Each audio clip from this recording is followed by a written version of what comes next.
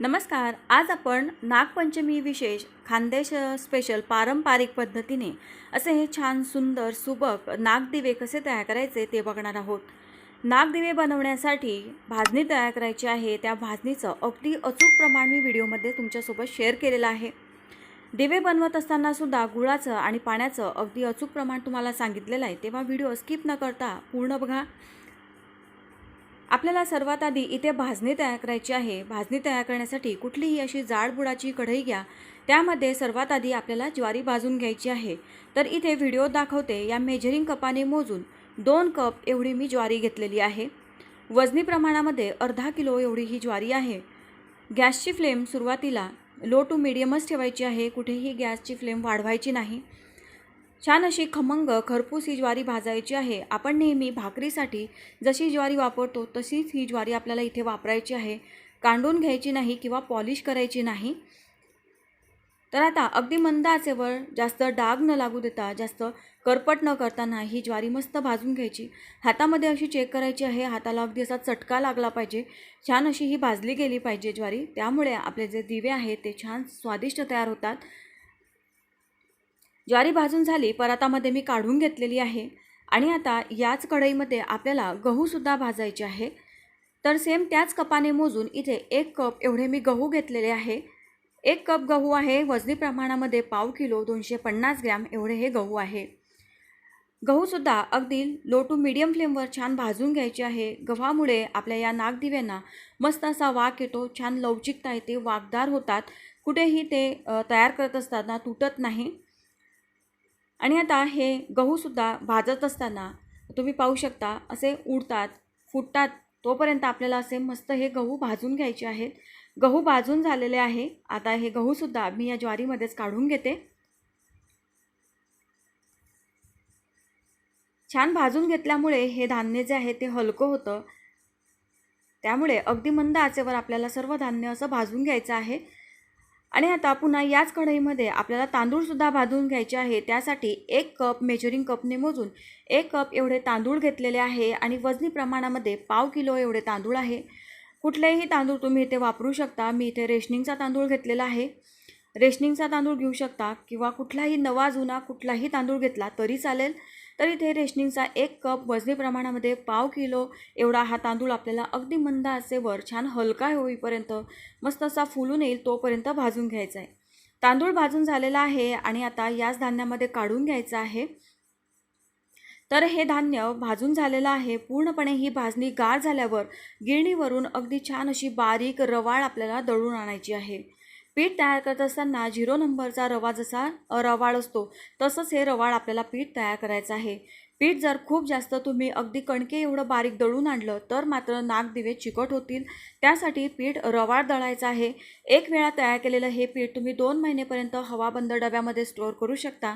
याच पिठापासून तुम्ही नागदिवे बनवू शकता. याच पिठापासून तुम्ही छान खमंग खरपूस असे थालीपीठंसुद्धा बनवू शकता किंवा गुळाच्या पाण्यामध्ये खीरसारखं शिजवून हे पीठ तुम्ही लहान मुलांना, आबालवृद्धांनासुद्धा देऊ शकता. याची लापशी तयार करू शकता.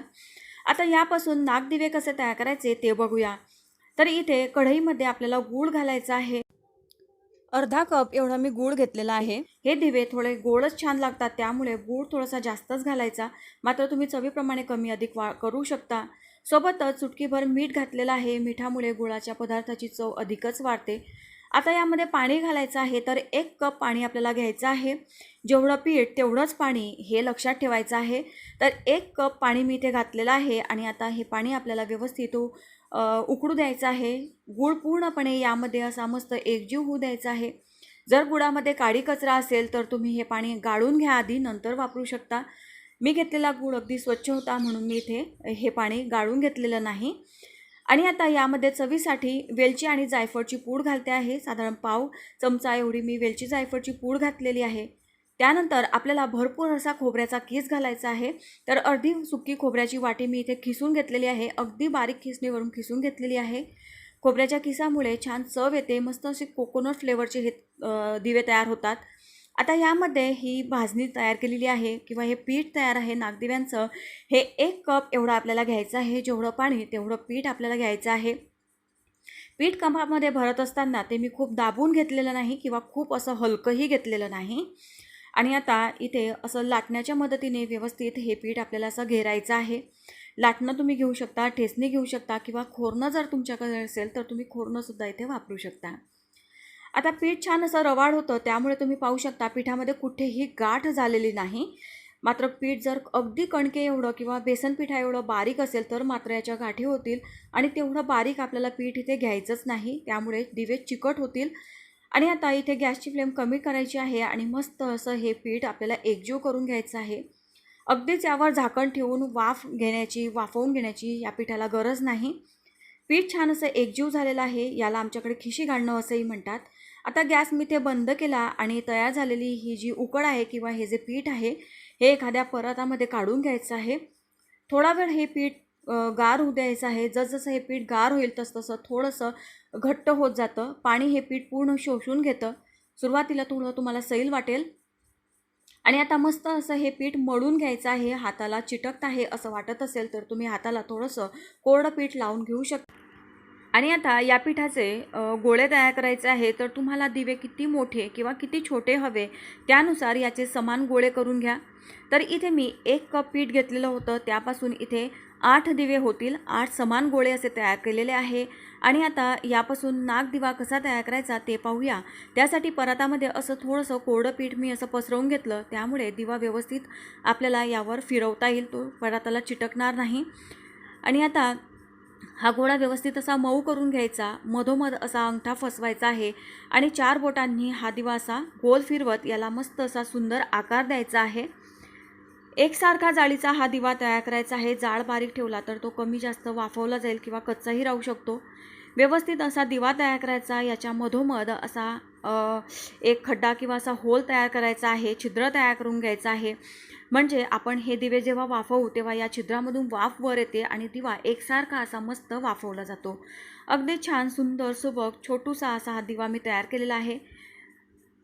खूप जास्त मोठे नाही आणि खूप जास्तही छोटे नाही, असे मस्त मीडियम साईजचे नाजूक साजूक हे दिवे मी तयार करून घेतलेले आहे. आणि पेनच्या मदतीने सुद्धा तुम्ही इथे होल तयार करू शकता.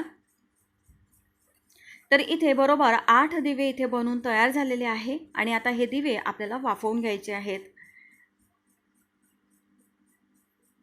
तर सर्व दिव्यांना मी असे होल पाडून घेतलेले आहे किंवा मधोमध असं छिद्र तयार करून घेतलेलं आहे. आता हे दिवे वाफवून घ्यायचे आहेत. त्यासाठी जाडबुडाच्या कढईमध्ये 1 ते 1.5 ग्लास असं पाणी ठेवायचं आपल्या अंदाजाने. त्यानंतर यामध्ये एक स्टँड ठेवायची. यावर छिद्राची अशी चाळणी किंवा प्लेट तुम्ही ठेवू शकता. जर तुमच्याकडे स्टीमर असेल तर स्टीमरमध्ये सुद्धा हे दिवे तुम्ही वाफवून घेऊ शकता. आणि आता या चाळणीवर असे हे दिवे आपल्याला व्यवस्थित ठेवायचे आहे आणि यावर घट्ट असं झाकण ठेवून लो टू मीडियम फ्लेमवर आपल्याला 10 ते 15 मिनटं हे दिवे व्यवस्थित वाफवून घ्यायचे आहे. दिवे वाफवण्यासाठी खूप जास्त वेळ लागत नाही. तर साधारण 15 मिनटं हे दिवे मी वाफवून घेतले. दिवे वाफवल्यानंतर याचा पूर्णपणे कलर चेंज होतो. मस्त असा हा रंग सुंदर येतो, गोल्डन रंग येतो. आणि लगेचच गॅस बंद केल्या गरम गरम दिवे काढायचे नाही, ते तुटू शकतात. थोडी वाफ निघाल्यावर हे दिवे तुम्ही काढून घ्या. तुम्ही पाहू शकता किती सुंदर आणि मस्त असा हा दिवा तयार झालेला आहे. तर दिवे बनवून तयार झालेले आहे. या दिव्यांसाठी तुम्ही भाजणी अचूक प्रमाणामध्ये तयार करा. तुम्ही सुद्धा असे हे सुंदर सुबक दिवे बनवू शकता. तर हे दिवे बनवून तयार झालेले आहे. हे दिवे तुम्ही फक्त तूप घेऊन सुद्धा खाऊ शकता, दुधामध्ये चुरून खाऊ शकता, खूप छान टेस्टी लागतात. किंवा या दिव्यांवर फक्त साजूक तूप घ्या, घोटलेल्या वांग्याच्या भाजीसोबत, घोटलेल्या गंगाफळाच्या भाजीसोबत खा, अप्रतिम लागतात. दिव्यांची भाजणी तयार करण्यासाठी अगदी बरोबर भाजणीचं प्रमाण घेतलं तर हे दिवे अगदी छान तयार होतात. अजिबात तुटत नाही, याला तडा जात नाही, क्रॅक जात नाही, कुठेही हे चिरले जात नाही. मस्त साजूक तुपासोबत एन्जॉय करा, दुधासोबत एन्जॉय करा. व्हिडिओ आवडला तर एक लाईक नक्की करा, जास्तीत जास्त शेअर करा. अशाच एका छान नवीन रेसिपीसोबत पुन्हा भेटू. तोपर्यंत बाय बाय.